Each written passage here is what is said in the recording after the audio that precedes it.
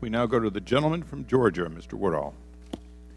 Thank you, Mr. Chairman. I'll add my thanks to the gentleman on the panel. I know you've heard that over and over and over again from members here, but only because folks believe it. And we're grateful to you, not just for being here today, but for your decade upon decade of service. I'll tell you, Mr. Thompson, I'm comforted, and I know folks at U.S. posts across the world are comforted that there are men and women who do what you do, who live by a code that says if you're in harm's way, we're going to come for you. Just hang on. And I thank you very much for that commitment. Thank you. Mr. Nordstrom, my questions are followed up on my colleague from Wyoming, thinking back to early July 2012. But do you recall your back and forth with Charlene Lamb particularly? Vividly. What did you think of that decision-making process? Were those decisions that Ms. Lamb was making, or were those decisions being kicked up to a higher level? It was unclear. I think largely Das Lamb. But one thing that struck me throughout the entire time that I was in Libya was a strange decision-making process. Specifically, again, the Undersecretary for Management in many ways was dealing directly with Das Lamb. As her supervisor 2 levels ahead, obviously he has that ability to do that. He's well within his right. But it was strange that was that direct relationship, and I never really saw interaction from Assistant Secretary of DS, Eric Boswell, or our director, Scott Boltrowitz. It was even more clear in October when we were all sitting up here. There was 2 levels, if you will, that were not reflected, and it was quite a jump between Das Lamb and Undersecretary Kennedy. So certainly I felt that anything that Das Lamb was deciding certainly had been run by Undersecretary Kennedy.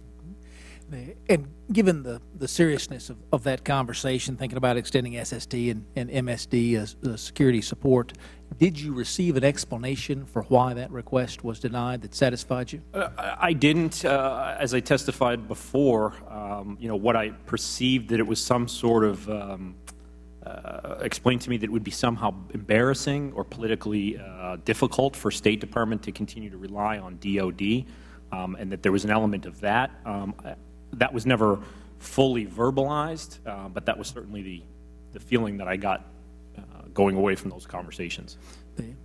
And then following up on moving these discussions from back channel to front channel, what was the nature of your conversation with the ambassador, that this was such a serious issue that rather than leaving it with a no on back channels, he wanted to elevate that?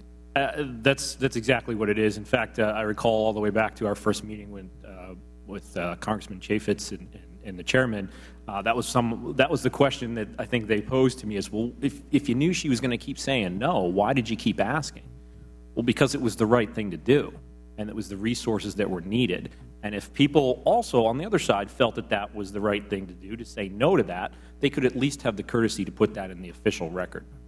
And did you receive any feedback back from Washington, whether a direct response to that cable or a back channel response to the fact that you elevated it to this front channel process? By the time that we sent the one in July, no, I did not receive a response. In fact, that cable, as I understand, was never responded to, which is something that is relatively unheard of in the State Department. When you send a request cable for anything, whether it's copiers or resource or manpower, they get back to you. Prior discussions, back channel ones, yes, I had a number of conversations with my regional director and also Das Lamb, where it was discouraging, to put it mildly, that why do you keep raising these issues? Why do you keep putting this forward? And if you can characterize it then between a non-response or a disagreement, when it comes to these issues of security for American personnel on the ground in Libya, were you receiving a non-response from Washington, or was there disagreement in Washington with your assessment of levels of need on the ground? I largely get a non-response. The responses that I did get were, you don't have specific targeting, you don't have specific threats against you. The long and short of it is you're not dealing with suicide bombers, incoming artillery, and vehicle bombs like they are in Iraq and Afghanistan, so basically stop complaining. Okay. The gentleman's time has expired. Thank Is you, there Mr. anything else to answer? Okay, thank you.